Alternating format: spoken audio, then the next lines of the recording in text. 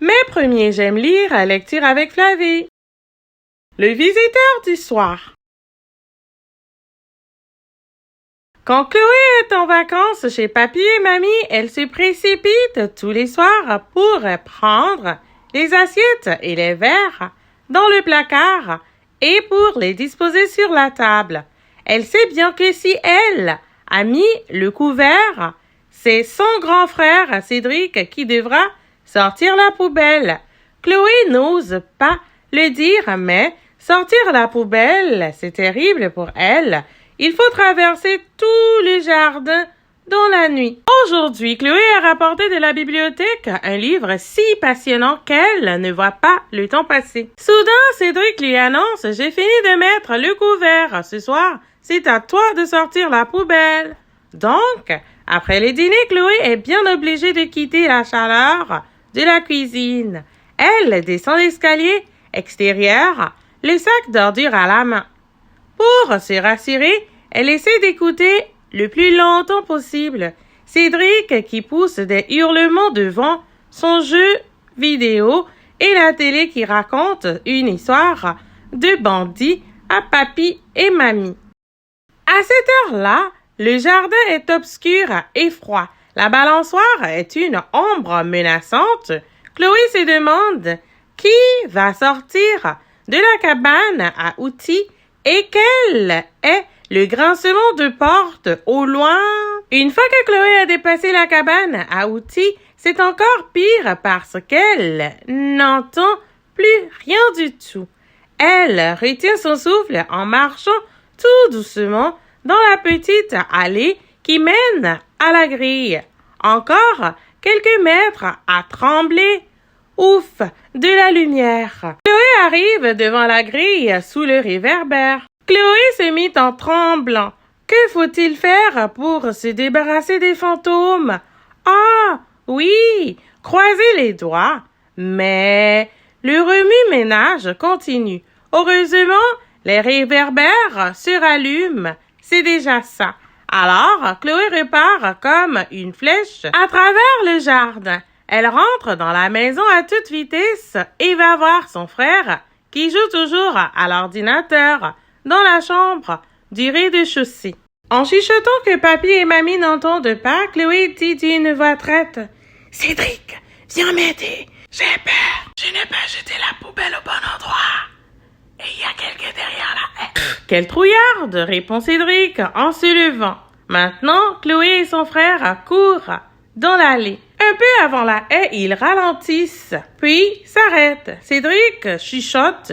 C'est vrai, il y a des drôles de bruits par ici. Chloé regarde son frère. Il n'a pas l'air plus rassuré qu'elle. Et soudain, juste sous le réverbère, un hérisson apparaît. Chloé respire. C'était donc lui qui remuait les feuilles.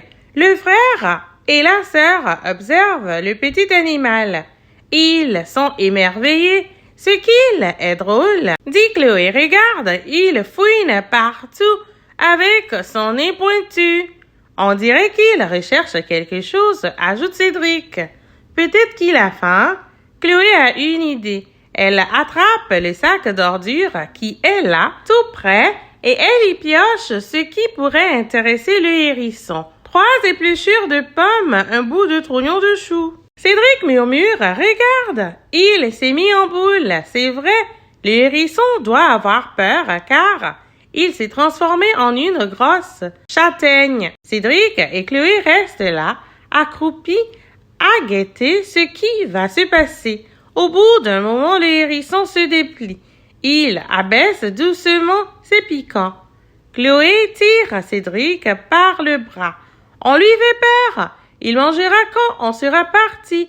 Viens, on rentre à la maison. Chloé et Cédric font irruption dans la maison en criant « Il y a un hérisson dans la haie !»« Tant mieux, dit papy, il va être utile pour manger les limaces du jardin. » « Mais attention, c'est plein de puces, un hérisson, ajoute mamie. »« Alors, on va l'appeler sac à puce, déclare Cédric. »« Oh non, dit Chloé, cactus, c'est plus rigolo. » Le lendemain, au petit déjeuner, les enfants ne parlent que du hérisson. Papy explique. « Vous le reverrez sûrement ce soir.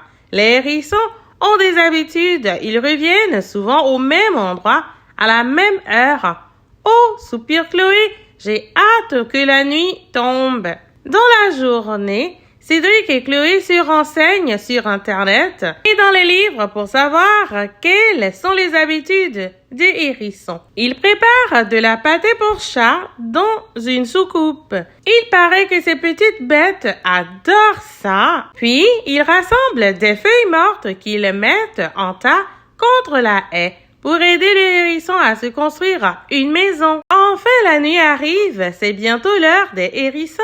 Cédric et Chloé mettent le couvert ensemble. Après le dîner, ils débarrassent tous les deux la table à toute vitesse. Puis, ils partent à travers le jardin en tenant le sac d'ordures. Ensuite, ils s'accroupissent au pied de la haie et attendent en silence. Un bruit de feuilles, un grognement. À tout petit pas, le hérisson s'approche. Le cœur battant, les enfants le regardent fouiner dans l'assiette avec son nez pointu, se régaler de pâté, puis se mettre à trottiner par ici, par là. Soudain, papy et mamie arrivent. Ils chuchotent. Au fait, les enfants, vous vous êtes mis d'accord sur un nom pour votre hérisson? C'est Sacapuce, répond Cédric. Non, Cactus, dit Chloé. Elle réfléchit puis elle ajoute. Et si on l'appelait Cactus Sacapuce?